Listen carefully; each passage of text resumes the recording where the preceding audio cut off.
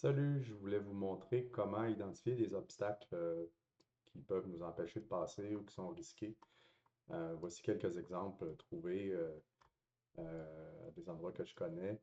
Donc, ici, une route complètement barrée, il n'y a rien à faire, on ne peut pas circuler. Cet endroit-là, le pont est fermé, abandonné, complètement barré aussi. Euh, il y a aussi d'autres endroits comme des posts récents sur YouTube sur les chemins inondés. Il y a façon d'identifier ces endroits-là sur OpenStreetMap et de les rapporter ensuite dans nos cartes GPS. Alors, dans un cas comme celui-là, en gros, ce qu'il faut faire, c'est identifier un tronçon de route avec certains tags.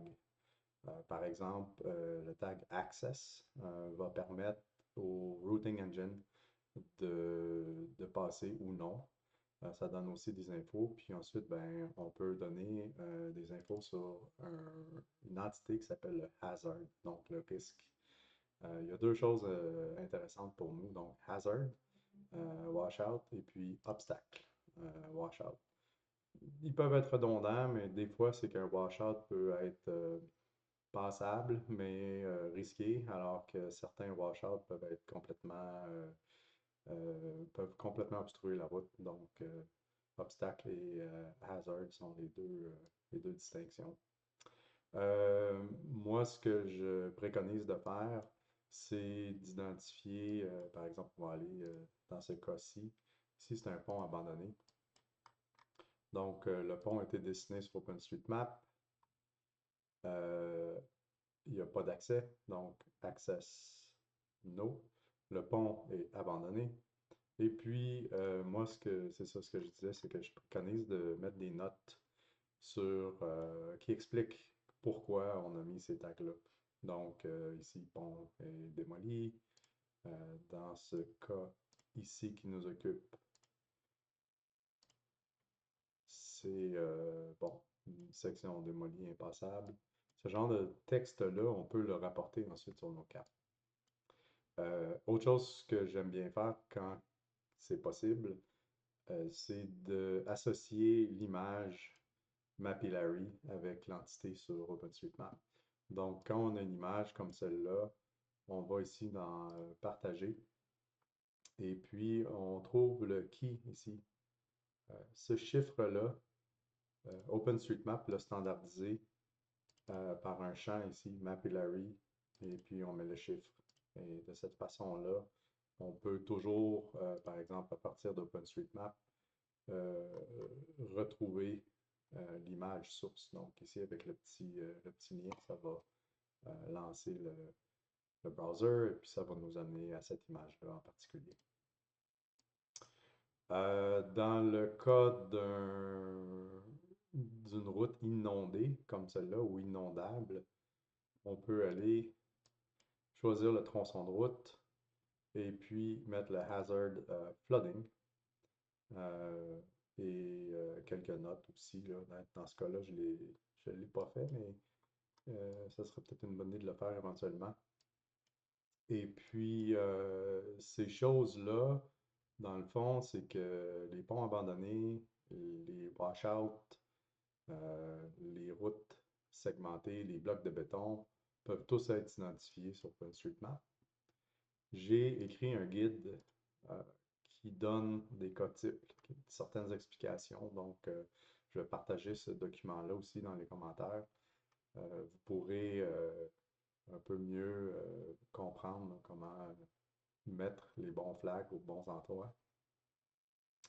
Euh, et si on veut les retrouver sur la carte OpenStreetMap, il y a un outil intéressant qui s'appelle Overpass Turbo. Dans le guide d'identification, il y a une section, il y a une section dédiée à ça.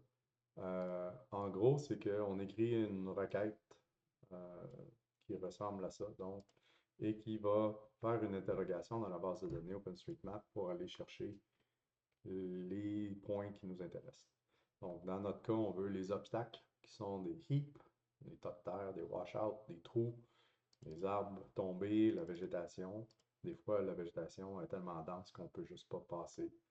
Euh, ou des hazards qui sont des washouts, des inondations, flooding, ça dépend, il y en a qui utilisent différents keywords, alors dans ce cas-là, je mets les deux. Donc, cette requête-là est facile à utiliser. Vous avez juste à cliquer sur le URL ici et ça va vous amener à Open Overpass Turbo avec les bons éléments ici. Donc, ce qu'on fait, c'est qu'on choisit une zone sur un territoire donné.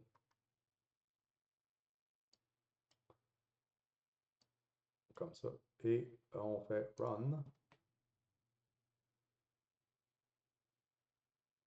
Ça prend quelques secondes.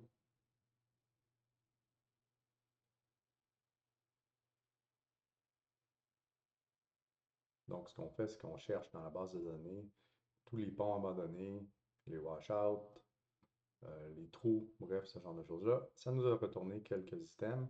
On va aller voir ici dans la réserve phonique la route inondée, là, qui est celle-là, qu'on avait identifiée ici là, avec Hazard Flooding. Donc, si je retourne dans le résultat de ma requête, bien, on a bel et bien les informations ici sur les items. Ça veut dire qu'à ce moment-là, on peut les exporter et soit les télécharger dans une autre carte. On peut les exporter en GeoJSON, KML et autre chose. Tiens, un autre exemple ici, là, la route qui est barrée. Euh, voilà. Donc, on a un washout, on a un obstacle qui est en washout et on a un lien vers l'image Mapillary qui est celle-là ici. Alors, moi, ce que je fais avec ces informations-là, c'est que de temps en temps, je roule la requête sur la grandeur du Québec. Et puis, je les mets dans mon combo hors route overlay ici. Donc, c'est le petit triangle jaune que vous allez voir. Ce que ça donne dans GPX Studio, si j'allume ma couche, vous allez voir que les triangles jaunes, en fait, correspondent à l'interrogation de la base de données qui a été faite avec cette requête-là. Et ça nous permet, par exemple, si on zoome sur la carte, ben, on va voir que les textes vont être affichés selon les infos qu'on a remarquées. Voilà, donc on voit que c'est un obstacle et que la note se dit bon, que c'est impassable. Un autre exemple, là, sur la fameuse route 7 qui est inondable. Tout le long de ce tronçon-là, on voit que c'est marqué comme étant inondable. Et l'autre exemple que je vous avais donné là, en début, celui-là ici, le pont fermé, bien c'est ici, Parc des Grands Jardins.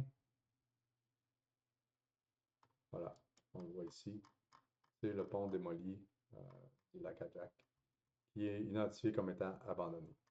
Donc, si vous voyez des obstacles lors de vos parcours, soit que vous allez mettre à jour vous-même OpenStreetMap, ou vous nous en faites part, puis on va le faire de sorte que à terme, bien, la carte ici peut vous servir pour planifier vos trajets, à savoir, ben ici, ce pont-là ne passe pas, puis il y en a d'autres qui l'ont fait, il y en a ici. Bref, il y en a un peu partout, que c'est pas nécessairement moi qui ai fait, mais c'est juste par le fait d'interroger la base de données là, sur les tags en question. Alors, ce document-là qui donne beaucoup plus de détails va être disponible aussi là, en lien dans les commentaires. Merci.